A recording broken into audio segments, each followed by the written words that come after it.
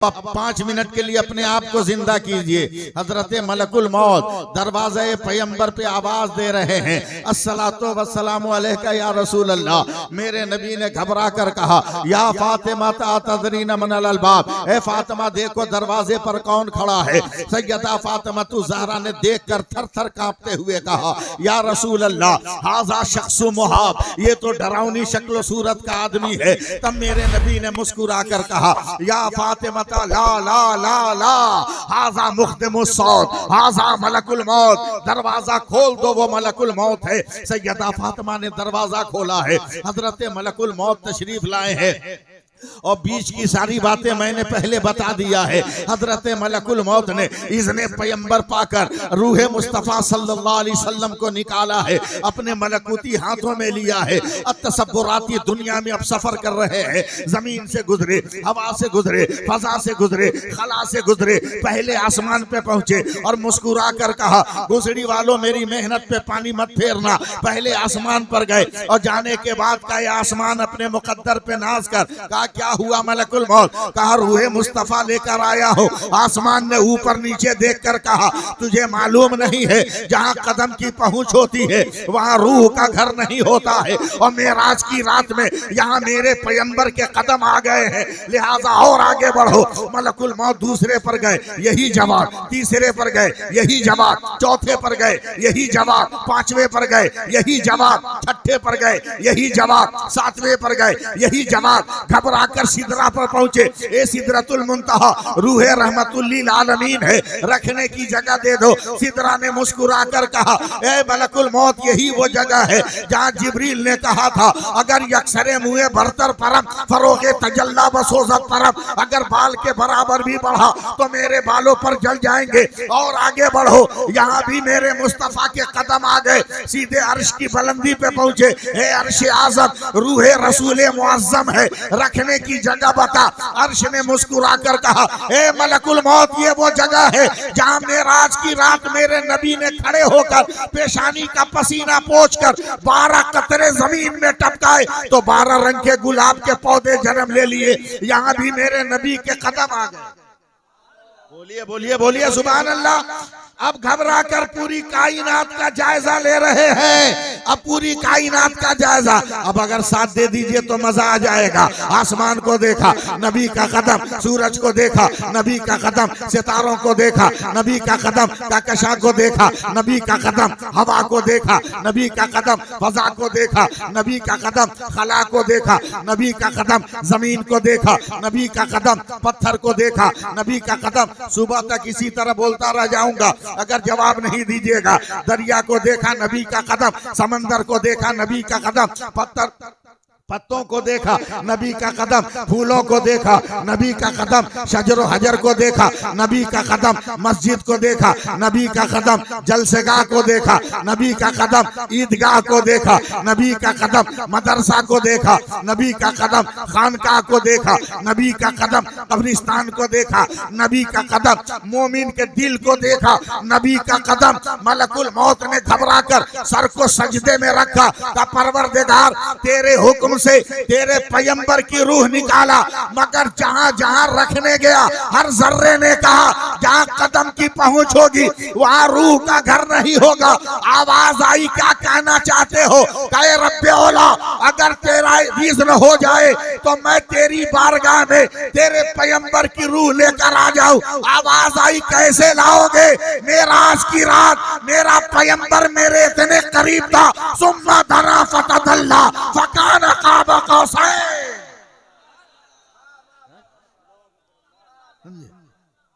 दो दायरों के दरमियान जैसे कुछ रहता है। मेरी बारगाह में भी मेरे नबी के कदम। बोलिए सुभान अल्लाह और मोहब्बत से बोल दीजिए। जैसा ही कहा कि मेरी बारगाह में भी मेरे मुस्तफा आ चुके हैं, तब मलकुल मौत ने कहा, मौला तू ही बता वो जगह कौन सी है जहां तेरे नबी के कदम नहीं गए। तो इरशाद हक ताला हुआ, ए मलकुल मौत सुन, अरे जिस दिल से निकाल के लाया है उसी दिल में ले जाके डाल दे। तो इमाम इश्क व मोहब्बत आला हजरत पुकार उठे, चमक तुझसे पाते हैं सब पाने वाले, मेरा दिल भी चमका दे चमकाने वाले, तू जिंदा है वल्लाह, तू जिंदा है वल्लाह, मेरी चश्मे आलम से छुप जाने वाले। नारे तकबीर, नारे रिसालत, मसलके आला हजरत, उलमाए अहले सुन्नत, बहारे अव्वल कॉन्फ्रेंस। अब यहां पर मौजू से हटकर मैं पूरे हिंदुस्तान में आजकल एक पैगाम दे रहा हूं, वो पैगाम आपको भी दूंगा, सुनिएगा ना, पकड़ पकड़ के सुनाएंगे। मेरा शहर है, मेरा गांव, मैं आपको छोड़ नहीं सकता, गौर से सुनिए। नबी के फैजान लेने हैं तो नमाजें पढ़ो, नमाजें अदा करो, वरना नमाजें नहीं पढ़ोगे नबी का फैजान मुकम्मल नहीं मिल पाएगा, मुकम्मल नहीं मिल पाएगा। अब देखो ना जरा सा, नमाज, नमाज कितना मुकद्दस लफ्ज़ है हज़रत आसिफ भाई। अस्सलातो कुर्रतो ऐनी,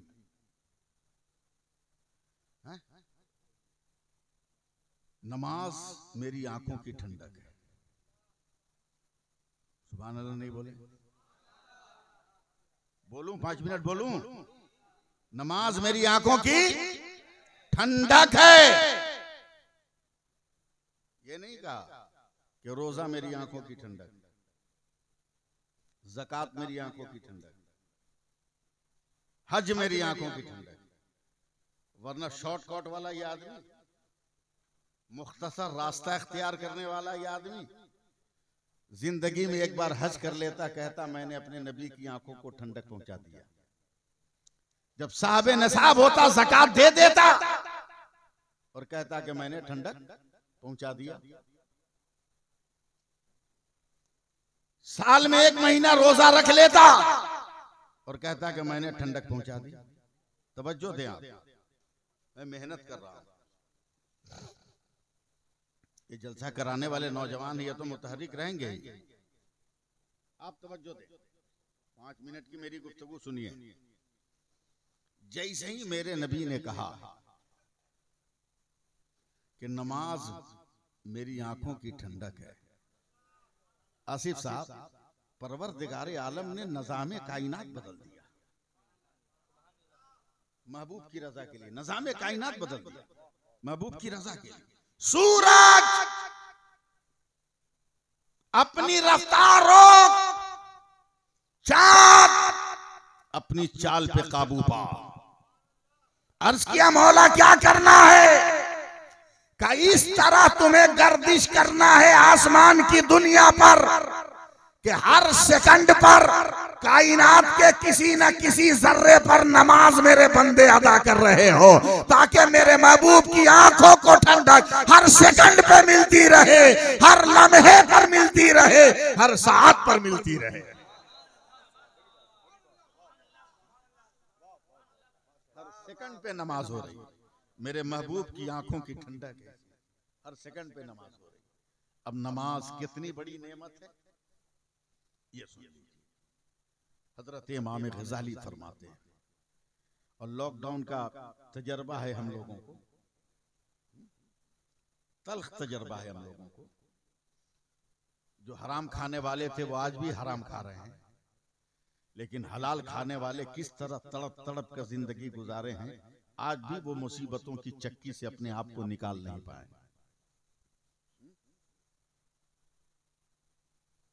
एक गरीब आदमी है, मुसलमान है, बीमार पड़ गया, रोज शाम को मजदूरी लेकर आता था तो बच्चों का पेट भरता था। 4-5 दिन हो गए, बुखार लग गया। दाल को पानी में बढ़ाकर, सब्जियों को पानी डालकर और पतली बनाकर, चावलों को गीला करके बीमार शौहर की रजाजोई के साथ अपने बच्चों की एक औरत जो माँ है वो परवरिश कर रही है। मगर अब वो पानी वाली दाल भी न रही, पानी मिली हुई सब्जी भी न रही, तब बुखार लगे हुए शौहर के सामने हाथ जोड़कर वो बीवी खड़ी हो गई, कहा मेरे सरताज, अब बच्चों का रोना नहीं देखा जा रहा है, इनकी भूख अब मुझे मार देगी। हल्का हुआ है कुछ बुखार, आज निकल जाओ, मजदूरों की लाइन में लग जाओ, आधा ही दिन मजदूरी करो, 2-4 रुपये लेकर आओ, कम से कम बच्चों का आधा पेट तो भर जाएगा। दिल है तो सुनिए। गया बेचारा, लाइन में लग गया। क़यामुद्दीन साहब, दोपहर का वक्त हो गया, इतना कमजोर दुबला पतला हिलता हुआ इंसान था कि किसी ने मजदूरी नहीं दी। अगर आप मेरा साथ नहीं देंगे तो मैं बोल नहीं पाऊंगा। किसी ने मजदूरी नहीं दी। अब बोझल कदमों से पलट रहा है अपने घर की तरफ। जैसे ही घर की तरफ पलटा, रास्ते में मस्जिद है, जोहर का वक्त हो गया, मुअज्जिन ने आवाज बुलंद की, हय्या अलस सलाह हय्या अलल फलाह। बोलिए बोलिए सुभान अल्लाह बोलिए। यहां जबरदस्ती हम बुलवाएंगे, जोर से बोलिए, हय्या अलस सलाह हय्या अलल फलाह। आओ नमाज की तरफ, आओ कामयाबी की तरफ। ये गरीब चला गया मस्जिद, वजू किया, नमाज पढ़ी। अक्ल ने कहा घर जाओगे तो बीवी का भी दिल टूटेगा, बच्चों की भी आस टूट जाएगी। जब तक बाहर रहोगे सबको ये आस होगी, हसरत होगी, ये आस होगी, ये भरोसा होगा कि मेरा गार्जियन कहीं ना कहीं काम पे लगा है। असर पढ़कर मगरिब से पहले घर जा रहा है, मगर इस बीच कभी तस्बीह है, कभी जिक्र है, कभी वजीफा है, कभी तिलावत है, कभी कुछ है, करता रहा। घर पहुंचा, छूटते ही बीवे बेगम ने कहा, कुछ मिला? पढ़े लिखे लोग हैं आप, कुछ मिला?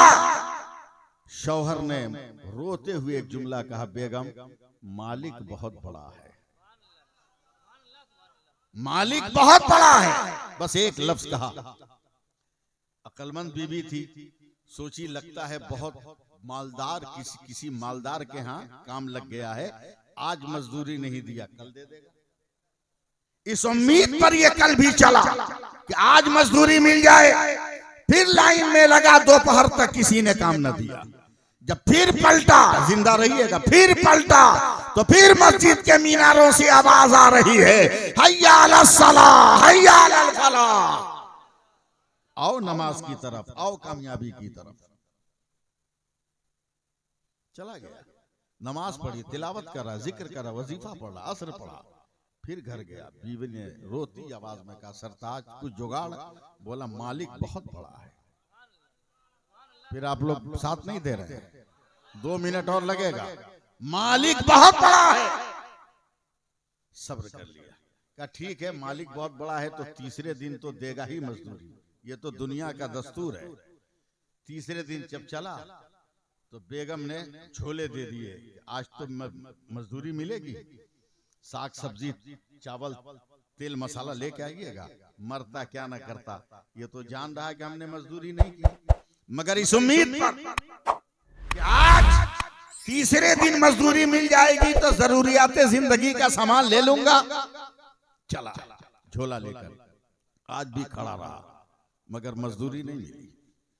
खाली झोला लेके मस्जिद आ गया, हय्या अलस सलाह हय्या अलल फलाह। नमाजें पढ़ा, शाम तक मस्जिद में इबादतों में लगा रहा। बस सांस लेने भर का मौका है, आप सुभान अल्लाह कह दीजिए। अक्ल ने कहा अगर खाली झोला लेके जाओगे तो उन भूखों का दिल टूट जाएगा, लिहाजा इन झोलों में ईंट पत्थर भर लो ताकि भारी लगे, दूर से कुछ तो यकीन आएगा, दिल की हरकत तो तेज रहेगी, भरोसा तो होगा, इत्मीनान तो होगा। झोले को भारी करके क़यामुद्दीन साहब चला है और जैसे ही अपने गांव के मैदान में गया, कदम में ब्रेक लग गए। हैरत से देख रहा है कि इसके जितने बेटे हैं नया नया लिबास पहनकर मैदान में खेल रहे हैं। नहीं बोले आप लोग, सपोर्ट नहीं किए। नया नया कपड़ा पहनकर खेल रहे हैं। एक बच्चे को आवाज दी, अरे अप्पू आ गए। सारे बच्चे लिपट गए। बोला ये नया कपड़ा, तेरे कपड़ों में तो पैबंद लगाने की गुंजाइश न थी, मगर ये नया लिबास कहां से? तो वो बच्चे कहते हमें पता नहीं, अम्मा ने दिया है।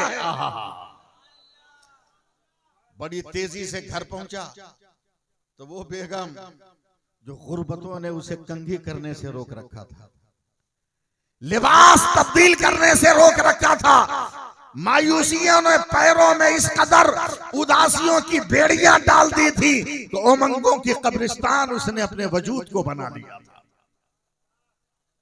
मगर आज जैसे ही घर में कदम रखा तो बीवी के चेहरे पर भी कुछ पालिश है, लिबास भी नया है, चाल में भी एक अजब उमंग है।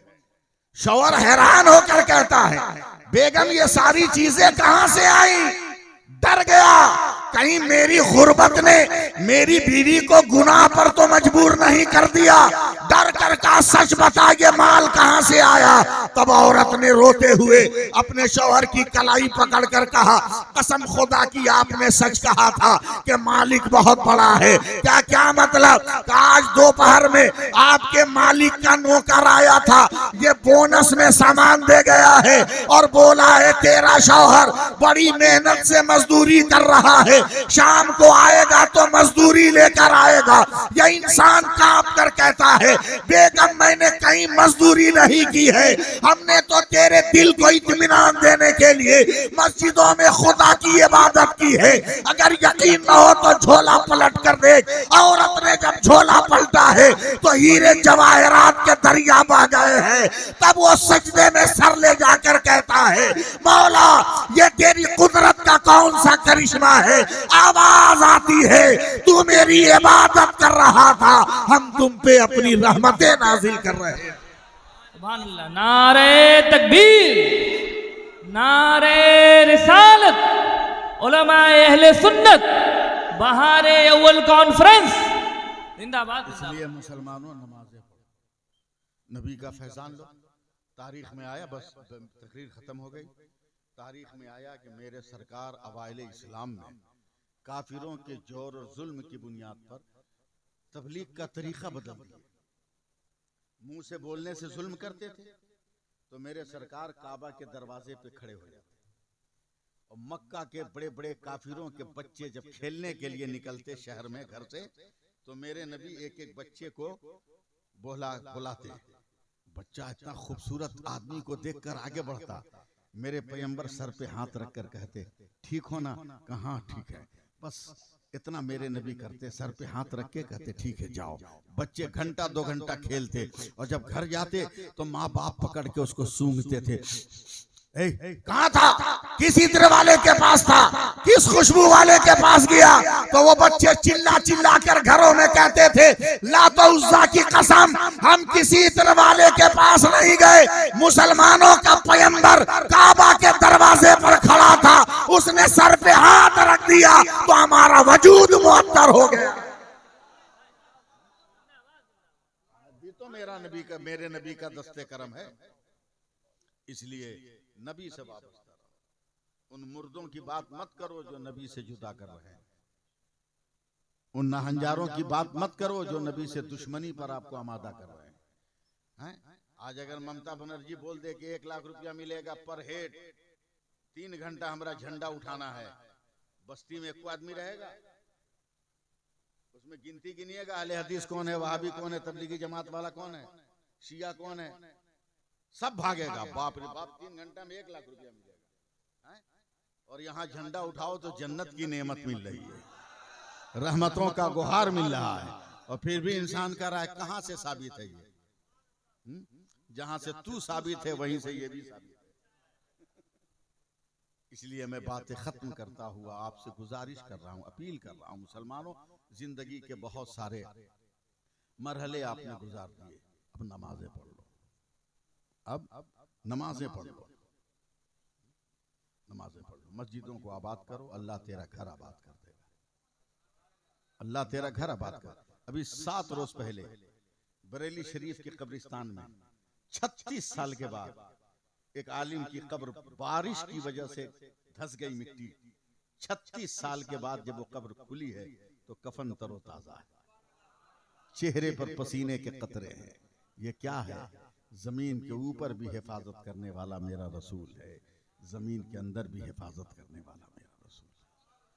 इसलिए दुनिया को भी बेहतर बनाना है तो रसूल का बनकर रहो, और आखिरत को भी बेहतर बनाना है तो रसूल के बनकर रहो। आखिरी जुमला वो ये कि जब कब्र में हम और आप जाएंगे, मरेंगे ना, या वो भी यकीन नहीं है। इस जुल्म के दरिया में रहकर भी हम लोग हयात की कश्ती को हिचकोले दिलाने की तैयारी कर रहे हैं। बड़े बड़े लुटेरों के दरमियान रहकर हम लोग अपनी नेमतों को बचाने की फिक्र कर रहे हैं। क्या अलमिया है भाई। आसिफ साहब, मुल्क के किसी हिंदू मुस्लिम सिख ईसाई ने आज तक नहीं देखा कि प्रधानमंत्री ने चाय बेचा हो। किसी ने देखा? कहीं सोशल मीडिया में एक वीडियो, एक फोटो? मगर भारत के हर नागरिक को यकीन है कि इन्होंने चाय बेचा है। क्या बकलोल है हम लोग, ये यकीन है कि चाय बेचा है, और पूरा हिंदुस्तान बेच दिया, मगर फिर भी यकीन नहीं आ रहा है कि मुल्क बेच दिया। देखने के बाद भी नहीं समझ में आ रहा है कि पूरा मुल्क बेच दिया। बस एकदम आखिरी लफ्ज है, जब कब्र में हम लोग जाएंगे फरिश्ते सवाल करेंगे। मैं सिर्फ नबी की मोहब्बत समझा रहा हूं। पहला सवाल, मन रब्बो का। ईमान वाले थे हम, जवाब दे दिया रब्बी अल्लाह, मेरा रब अल्लाह। मगर जन्नत की खिड़की नहीं खुली, जन्नत का दरवाजा नहीं खुला। दूसरा सवाल, वमा दीनों का, तुम्हारा दीन क्या है? हम ईमान वाले थे, हमने जवाब दे दिया हमारा दीन इस्लाम। सुभान अल्लाह बोलिए। अभी भी जन्नत का दरवाजा नहीं खुला, लेकिन जैसे ही फरिश्तों ने कहा मा कुंता तक़ूलु फी शाने हाज़ा रजुल, और हमने कह दिया हाज़ा मुहम्मदुर रसूलुल्लाह, तो अल्लाह फरमाता है जन्नत के दरवाजे खोल दे। बता, जमीन के ऊपर भी कौन काम आ रहा है और जमीन के भीतर भी कौन काम आ रहा है। इसलिए मैं 3 शेर पढ़कर आपसे रुखसत हो रहा हूं, समझे? सिर्फ 3 शेर पढ़कर आपसे रुखसत हो रहा हूं। और 3 शेर छोड़िए, मैं सिर्फ 4 मिसरे पढ़कर, पता नहीं किसके मिसरे हैं, यानी मुझे नहीं मालूम, मगर दिल को लग गया इसलिए मैं सुना रहा हूं। आसिफ भाई को सुना रहा हूं ये 4 मिसरे, और मैं आपसे रुखसत हो जाऊं। आया न कोई हर्फ, अलिफ लाम बच गया।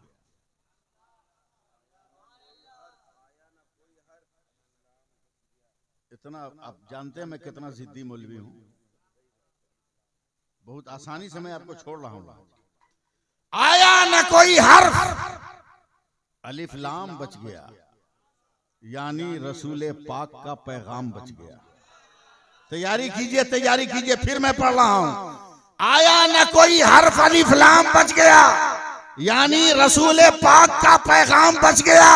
और आती है नो के नेजा से शब्बीर की सदा, सर कट गया तो क्या हुआ, इस्लाम बच गया। सर कट गया तो क्या हुआ, इस्लाम बच गया। इसलिए लोगों, अपने बुजुर्गों से मोहब्बत करो। अल्लाह ताला हम सबको अमल की तौफीक अता फरमाए, सिराते मुस्तकीम पे चलने का जज्बा अता फरमाए। अस्तगफिरुल्लाह रब्बी मिन कुल्लि ज़ंबिन व अतूबु अलैह व अशहदु अन ला इलाहा इल्लल्लाहु वहदहु ला शरीका लह व अशहदु अन्ना मुहम्मदन अब्दुहु व रसूलुहु। हज़रात, ये मेरी नामुरादी है कि मेरी नामुरादी है कि मैं ताखीर करके आया, वरना कसम खा के कहता हूं किसी नकीब को मैं नहीं सुनता हूं, किसी नकीब को मैं नहीं सुनता हूं। सिर्फ एक है जो नकीब का लफ्ज इसी पर फिट होता है। नकीब का लफ्ज, मैं इसकी तशरीह कर रहा हूं, नकीब का लफ्ज इसी पर फिट होता है। ये सिर्फ जलसों की नकाबत नहीं कर रहा है, आप नहीं जानते, मगर जब मैं शहर बगदाद गया तब मैंने देखा कि ये कहां कहां नकाबत कर रहे हैं। तब देखा जिस बुजुर्ग की बारगाह में जाओ वहीं पर आसिफ, यहां तक कि एक अंधे बुजुर्ग से मुलाकात हुई और इन्होंने जब सलाम कहा तो कहा आसिफ, अंधे ने जवाब दिया। अब बताओ, मकबूल बारगाह गौस है ये आदमी, कह दो सुभान अल्लाह।